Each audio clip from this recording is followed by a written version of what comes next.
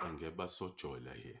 In this video, we'll be basically discussing a cryptocurrency that is found on a crypto paper that is that was released by the World Economic Forum in June of 2021.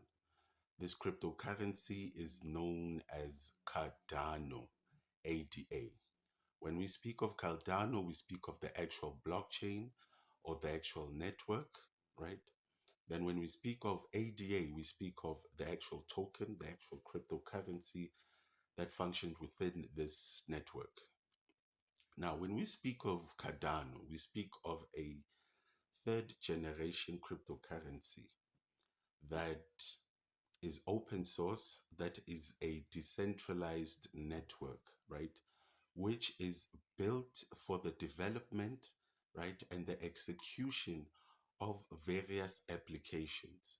For example, DeFi, NFTs, smart contracts, decentralized apps, and DAOs, which are known as decentralized autonomous organizations. Now, the aim was to fundamentally develop a platform or a blockchain that addresses issues of environmental climate change, right?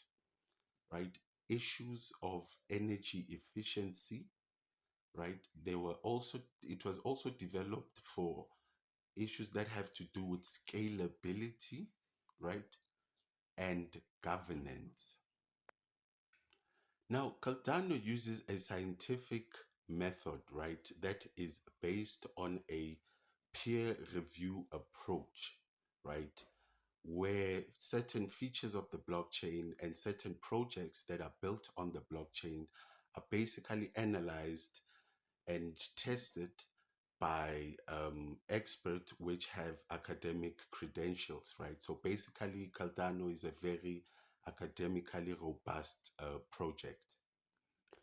Now, fundamentally, Cardano is made up of three entities, right? Number one, it's an entity known as um, Input Output Hong Kong, right? Which is fundamentally responsible for creating partnerships and, let's say, managing projects with universities in terms of testing projects and in terms of checking if those projects are possible. Number two is a commercial aspects of this partnership known as Emergo, right? Emergo is basically the commercial arm, right? It basically partners with actual businesses and corporations to actually test out, right? And actually put and commercialize certain projects which come from the university side. And then you actually find the Cardano Foundation. The foundation is basically responsible for creating the code and making sure that the blockchain is robust and that it works properly. Now, the Cardano blockchain is built on two layers, right? The first layer is basically known as the CSL layer, right? Which basically stands for Cardano Settlement Layer. This is where the settlement of transactions within the network occur, right? This layer basically also hosts a proof of stake consensus mechanism, basically known as Ouroboros, right, in Cardano language, right? This layer also hosts side chains, right, which makes Cardano interoperable, right? And it uses a language, a programming language known as Haskell, right? Now, now the second layer. The second layer basically is known as the CCL layer, right? Which basically stands for the Cardano computational layer.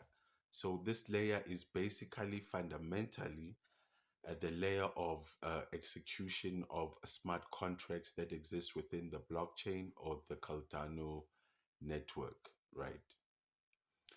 Now, the purpose of the separation of levels, right, is to fundamentally right? Improve scalability, right? Make it easy to implement upgrades, right? And make it very accessible to improve the network. The ultimate aim of the network is to build a very secure, interoperable, and sustainable platform that can be used by various people. Now, when we look at the history of development in the Cardano network, right, it actually comes in eras, right? These eras were actually given names of computer scientists, mathematicians, coders in history, right? Now, the first era which came about was the era known as the Byron era, right? This era was in 2017. It was fundamentally an era of development which was focused on creating the actual Cardano network and the Cardano uh, uh, uh, blockchain, right? And creating the actual ADA coin or token, right?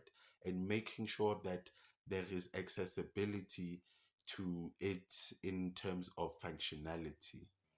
Now, the second era started at about 2020, right, which is known or which was known as the Shelley era, right? This is the era which basically introduced staking and decentralization within the Cardano network, right?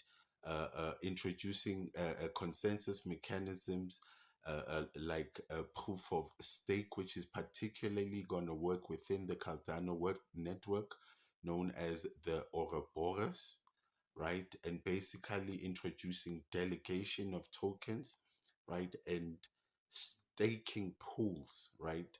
Where you can actually allow people to put in their own tokens, right? So that other people validate or vote for them. Era number three is basically known as the Gogan era. It started in 2021. This basically introduced smart contracts and smart contract functionality to the Cardano network. Now, a number of things happened as well in each and every era. A number of things happened, but when it comes to the Gogan era, a lot happened. A number of hard forks came about, right? A platform known as Alonso was introduced that was specifically to focus on smart contracts. There were hard forks known as Mary. There was a hard fork known as Vessel, right? There's also planning to develop a virtual machine under here, right? This is also a place where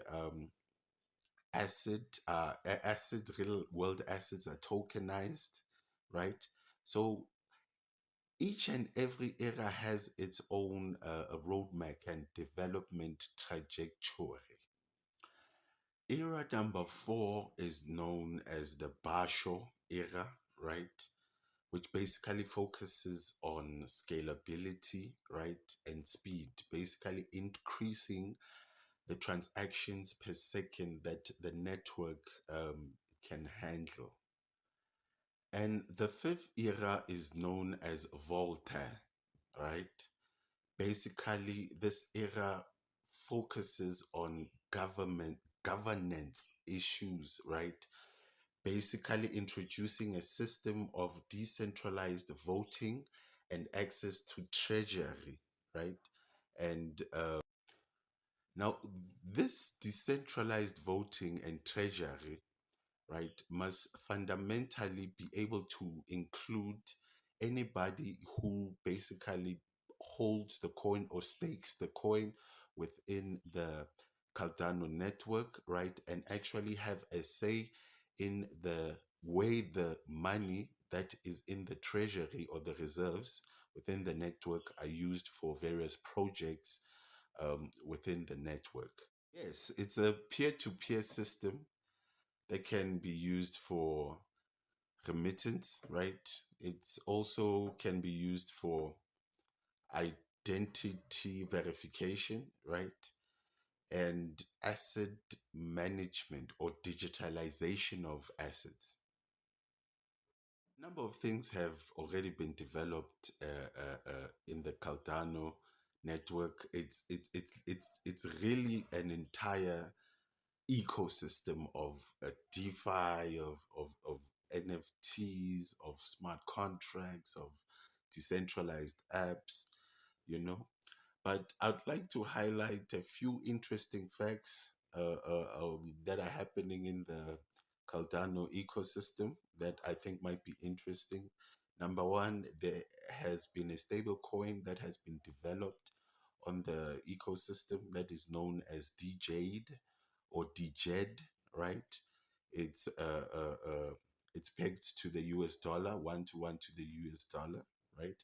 Another interesting thing that is happening with the Cardano network, in particular, that has to do with Africa, is that number one, they've partnered with the Ethiopian government, particularly the the the, the Ethiopian Education Department, right, to be able to store and digitalize the results and work of teachers and students alike, and also authenticate, right, certain qualifications within that country, right, for in terms of maybe high school results and university results, right.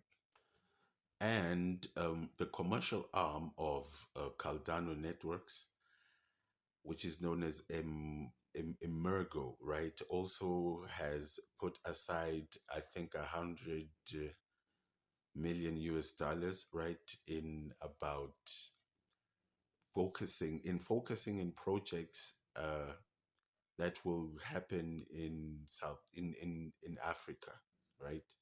So basically, they have a fund that will focus on projects that are to be built on the Cardano network, particularly in Africa, right?